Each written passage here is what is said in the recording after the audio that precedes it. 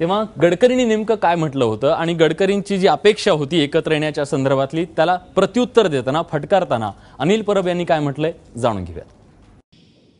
कांग्रेस की नीति है कि वो सरकार को गिराना चाहती है और इसलिए कांग्रेस ये भी कहने के लिए तैयार है कि हम लोग शिवसेना को बाहर से सपोर्ट करेंगे या एब्सेंट रहेंगे, या एक बार अगर ये अलायंस टूट गई, सरकार टूट गई, तो फिर चुनाव होगा तो उसमें कांग्रेस एनसीपी जीत के आएगी ऐसा उनको लगता है।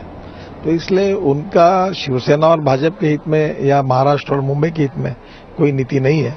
उनके स्वार्थ के लिए वो सरकार गिराना चाहते हैं, उसकी उनकी स्ट्रैटेजी है।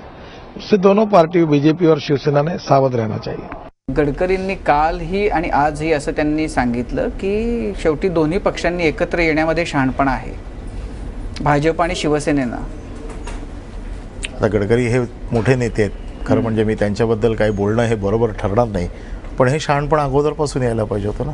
उशीर झालाय, हे बोलायलाही उशीर झालाय। आता त्यांनी कधी बोलायचं हा त्यांचा प्रश्न आहे। पण तुम्हाला काय वाटतं?